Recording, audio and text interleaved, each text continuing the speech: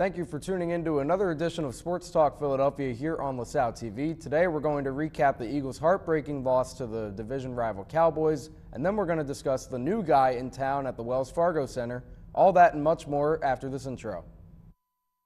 7, 6, 5, 4, 3, 2, 1. You'll never have the sacred stone. Oh, this you crazy mother.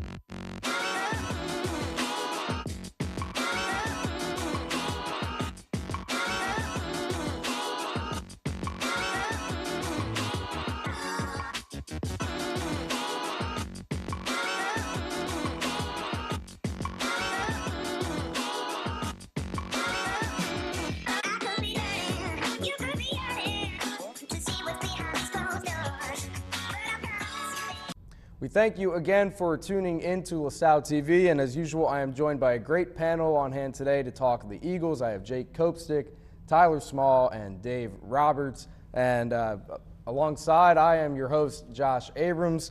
Guys, let's get right into it. It was just a sloppy game.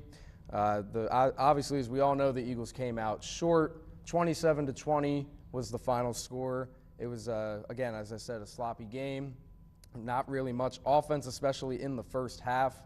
You know, I don't like going so far and exaggerating to ask this question, but is the Eagles season over after Sunday night? I think it could be. I didn't expect them to come out as flat as they did. I thought they were going to win that game by 2 or 3 touchdowns, and that's not the type of performance you want to put on when you got to go to New Orleans next week and play what's potentially the best team in the NFL right now. It has been a rough start to the season, and last week was probably their worst performance of the year, but if they were in any other division, I would say their season's over. The Redskins are not too far away. This is probably, what is it called, the NFC least for everyone else. So I think that their season is still very much alive, but they need to turn it around against the most dangerous team in football right now in the Saints. Yeah, going off of Tyler, I definitely believe it's we're more optimistic. I feel like we have a chance to actually do something at the end of the season, but then again, you see who we have in front of us at the end of the season, and it doesn't look too good. So it's rough. I don't think it's over, but it could be over very quickly. Yeah, I'm with you guys. Like I said, I don't like going that far yet because we still have a whole lot. We still have 4 division games left, and being that we're only 2 games behind the Redskins, I think it's safe to say that we control our own destiny. But you know, looking at, there are a lot of things that just went wrong in this game. You know, you look at Golden Tate's debut, that was very underwhelming. He only had 2 catches for 19 yards. You know, Jake, you and I were watching the highlights before the show started, and he had that little hook and lateral for only 6 yards. That was just very underwhelming. And then we have to deal with another injury bug with Ronald Darby going down, and so, you know, I guess that's really where we should start with our discussion is our secondary is just so banged up right now. And you guys have mentioned over and over again how we're going into the Saints this weekend. You know, I guess looking ahead, can the Eagles rebound from yet another season-ending injury? That Darby injury is going to hurt. You never want anyone on your team to get injured, but that was the worst position that we could have had injured. And already such a weak secondary, now going up what you said against the powerhouse with Michael Thomas and Alvin Kamara in the Saints, and even for the rest of the season. That's where they needed the most any life, anything, because even when they had a full healthy secondary, it wasn't doing anything. Yeah, Drew Brees might light us up on, was it Sunday? Yeah. I don't even want to know when the game is because I don't want to, I'm going to watch it, but I don't even want to watch it. It's going to be tough watching backups at least put up an attempt to make plays against these guys who've been making amazing plays the whole season. So definitely the secondary is going to be a struggle to watch, but I hope someone steps up in a way that we can, be comfortable with, I guess. Yeah, a guy I'm looking at is Sidney Jones to step up. He didn't play a whole lot last year, obviously coming back from the knee injury he had coming out of college, but it's just going to be hard. Michael Thomas lit up Marcus Peters for, what was it, 200 yards or about 200 yards? 2 touchdowns. He torched him. And if he can torch a guy like Marcus Peters, and we trot out a guy who's basically like a red shirt, who basically redshirted his first year, I'm not sure how it's going to go. Yeah, and it's very hard to come away with positives from this game, but we must look at Carson Wentz because that man just continues to solidify his case, arguably for MVP. Now, obviously, the team's record isn't going to help that case, But you look at his numbers here, guys. He's completing the ball at a career high rate. He's throwing for 300+ yards, and we've noticed before of his fumble issues. But he did throw a pick in the game against the Cowboys. And I guess looking at the game, is there a play that sticks out to you guys that you think could have changed the course of the game? I think it was that interception. I mean, honestly, I thought we were just gonna go down there and score a touchdown. And it's weird because you watch, you're being an inexperienced person, you watch the game like, oh, you could have made that easy throw, but you don't. You're just thinking because you're watching the game. You don't know what he's actually thinking in the middle of the game. So I think that play, just seeing it, it's kind of like, all right, maybe you could have made a different choice, and maybe we could have scored and put a touchdown on the board. So I don't know. That's the one that kind of hurt me the most, knowing that we could have had points very early and we just couldn't get it done. I would have to say the last play of the game. There were a lot of, in a 7-point game, there's obviously a couple plays throughout any game that could go either way and change the end of it. But in the last play, they had 11 seconds left at probably the 50-yard line, and he decides to go for it all for it, and he's well short, 10 yards, goes to Ertz, and he's forced to have, I don't even know what he was trying to do, trying to get it to somebody else to get into the end zone, when in that type of formation, you really need to get it somewhere out of bounds, to get it towards the 20, 30-yard line, get another play off, because he's not making that throw with everyone deep in the end zone.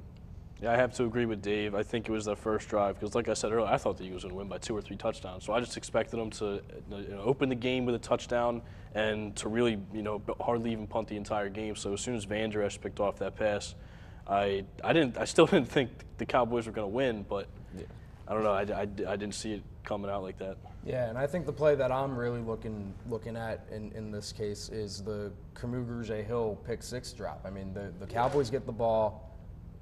They're essentially deep in their own red zone. It's 3-0.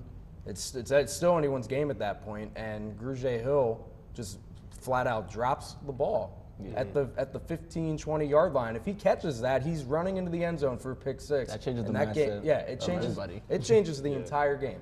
I mean that's just a fact. Especially at home when you have the Philly crowd behind absolutely. you on a play like that. I mean, we've seen before what a pick-6 at home does. Yeah. But I'm glad you guys mentioned about starting slow because we got to bring that up. We've noticed how last year the Eagles were one of the highest scoring teams in the NFL. They were getting off to quick starts. They were scoring 14, 21 points in the first quarter, and now they can barely get a field goal in the first quarter. So, I know this team has been dealing with the injury bug, but that's still not an excuse for me, especially on offense. So what do you guys think?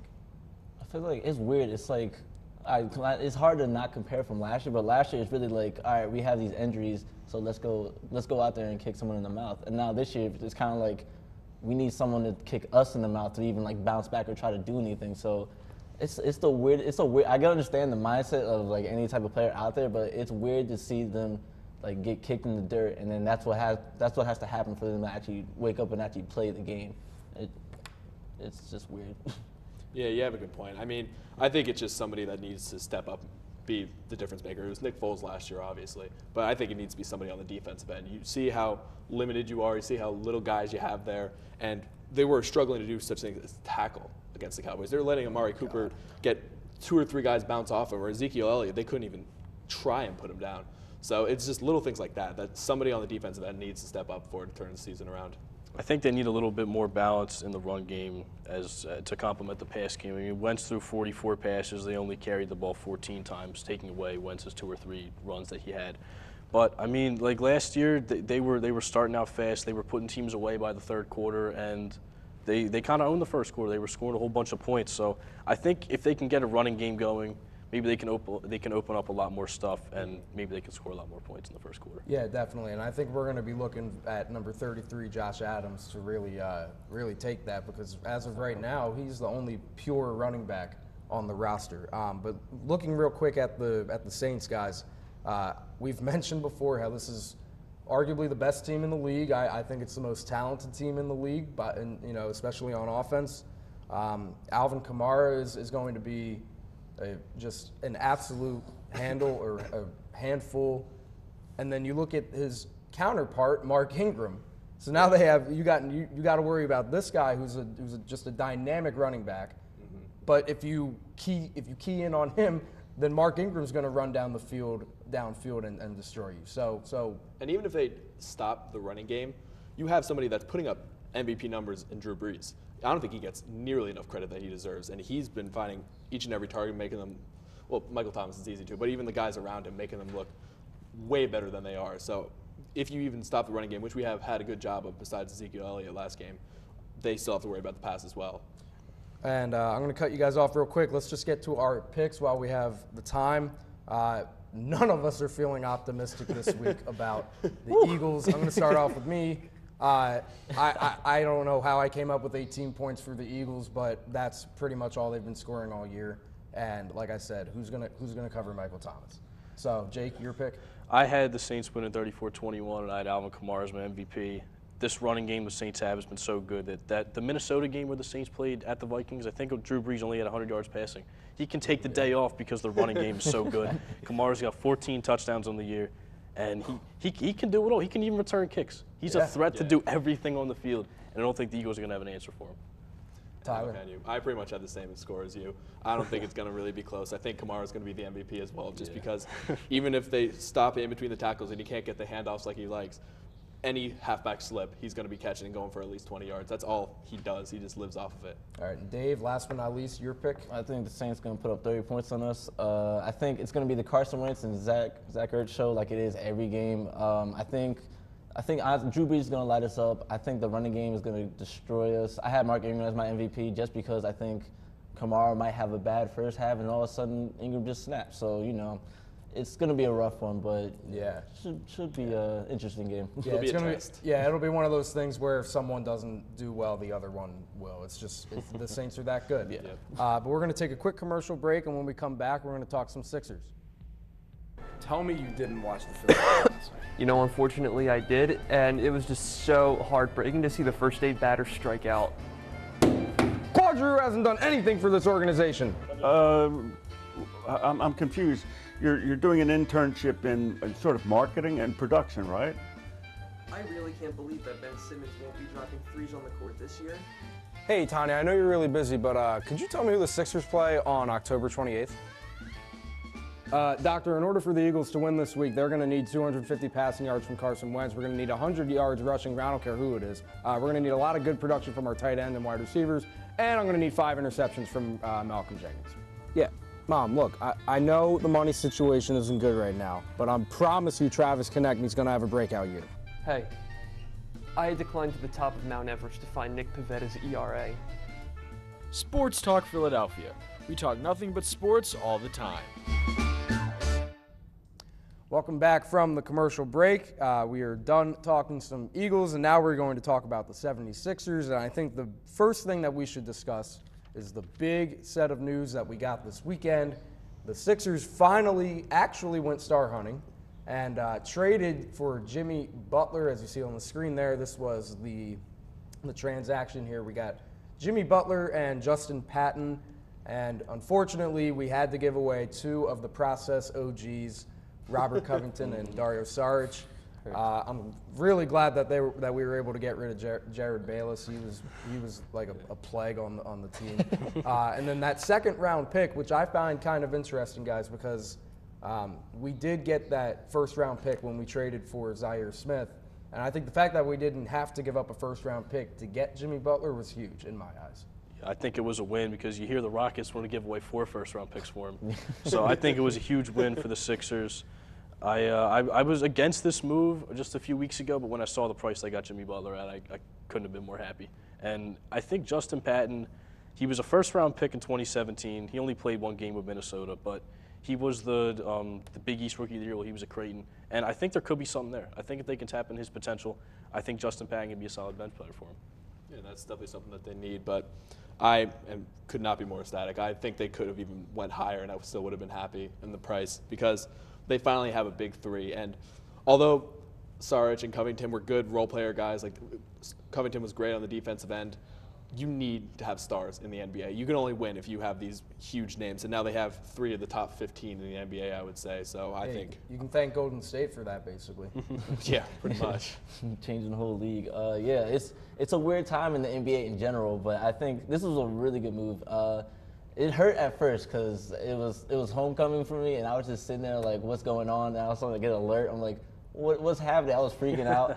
I thought we made the wrong move. I really thought about it like long term wise. Like, all right, this could be good for like the end of the season, like when we actually are pushing for a good playoff spot, when we're actually in the playoffs, and even like more. So I'm excited to see what's going to happen for the rest of the year because we could do a lot of like dangerous moves out there on the court. Oh yeah. Yeah, and it's going to take a little bit of time for Butler to really get his chemistry going with the team, but nevertheless, a win for the Sixers. But let's recap the games that the Sixers played since the last show.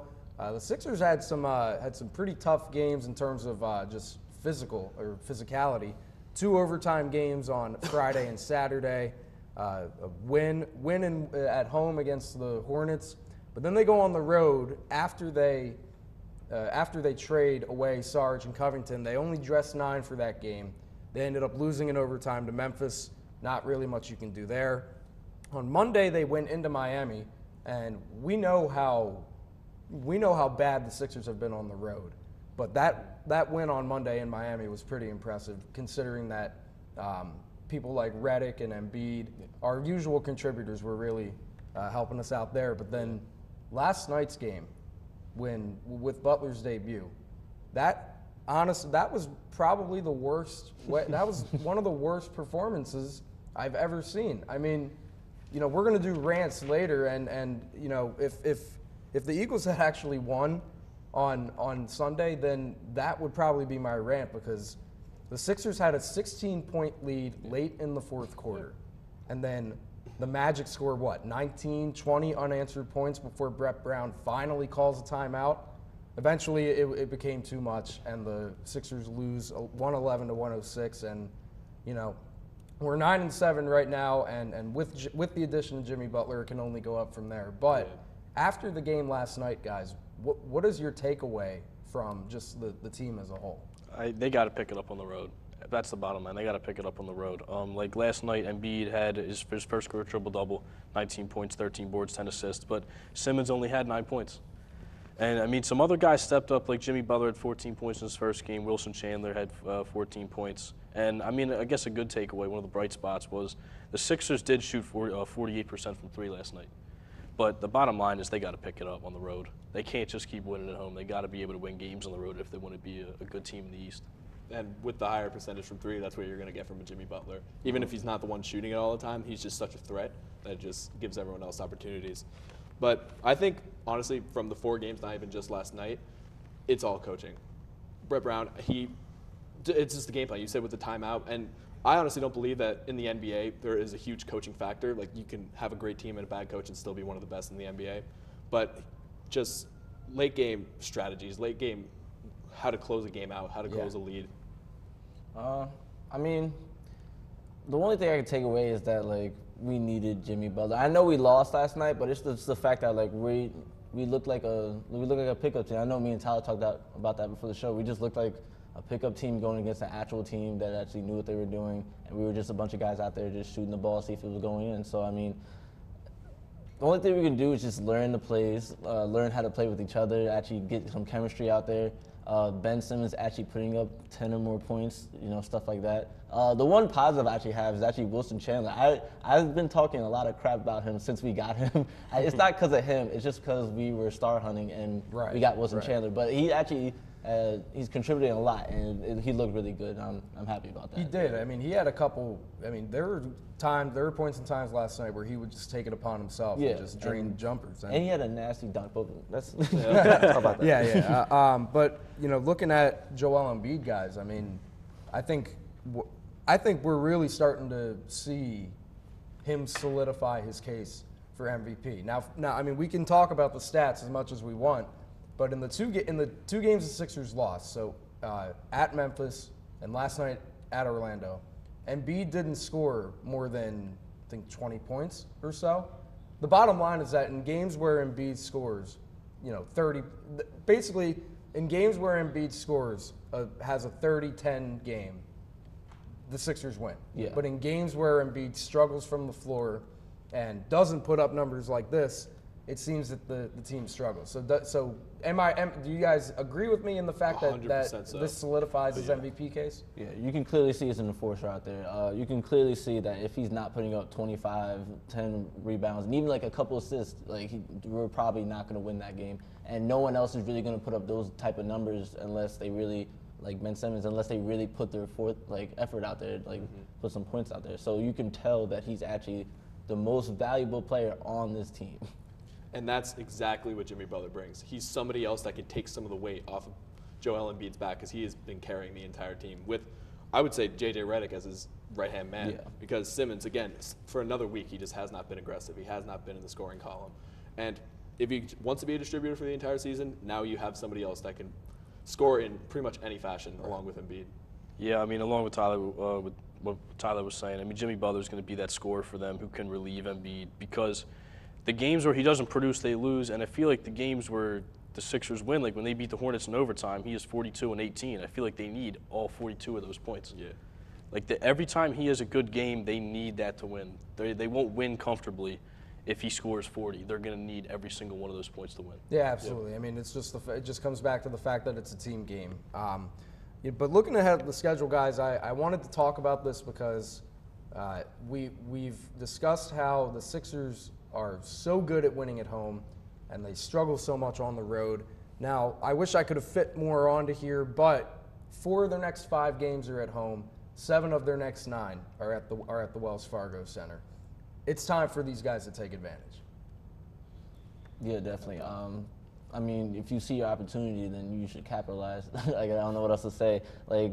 And I must say, some of the teams that they're playing are pretty much either average or at the bottom tier of the league. And I feel like that's the point where we should actually kick it up and actually play teams who are beneath us and treat them like they're beneath us. We shouldn't have them think it's a game or think that they're in the game with us. We've done that for the past couple of games this season, and I feel like we're not that type of team. Obviously last year we were a 50-win team. We haven't seen that in a couple of years.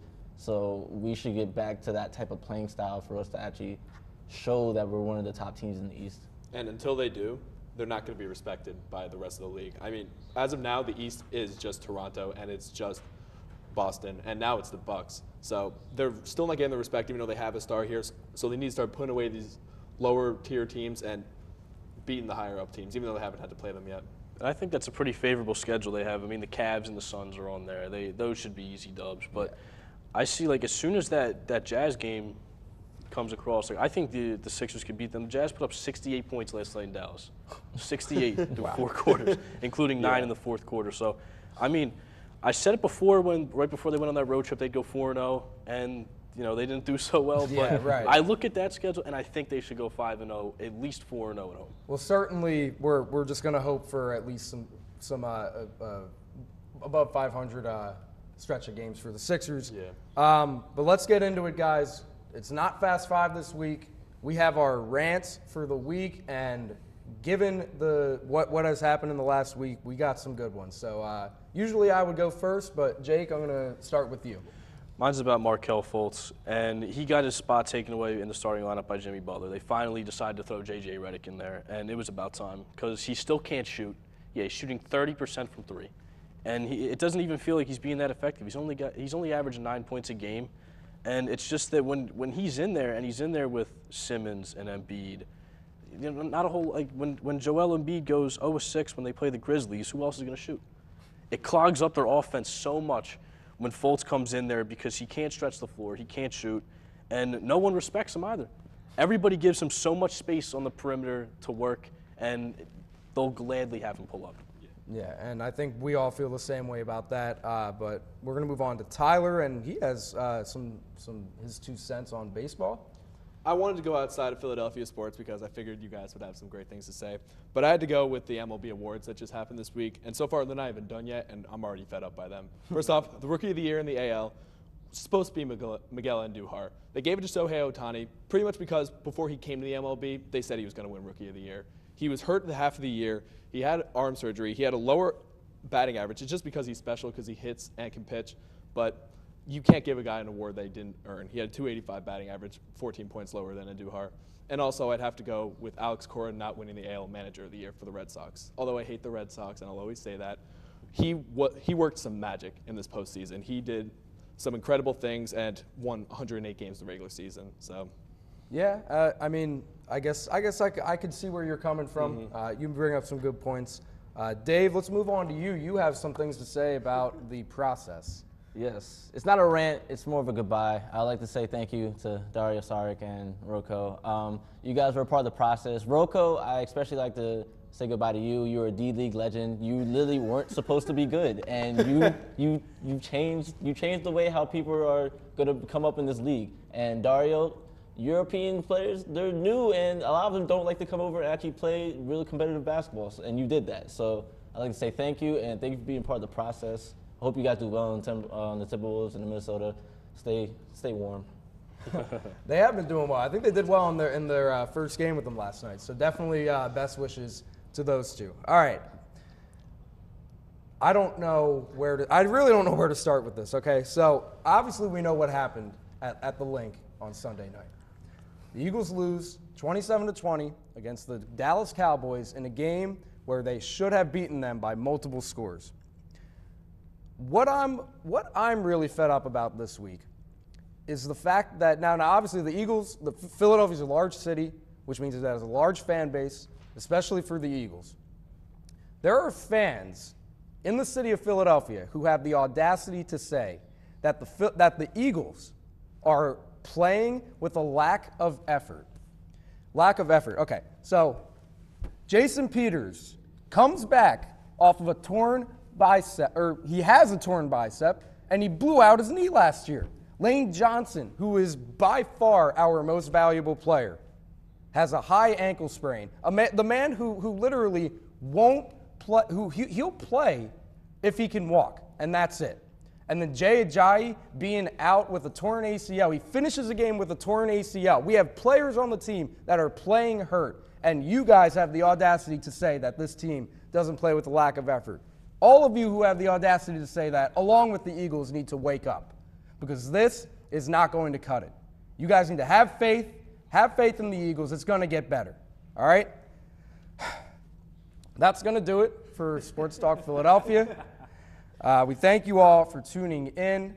You can catch us on social media on Twitter, Facebook, lasalle.edu/LaSalleTV. It is all right there. All right, we're going to wrap it up now. I'm going to catch my breath. You guys have a great weekend. If we can somehow win, that'll just be a miracle. Everyone have a great weekend, and we will see you all later.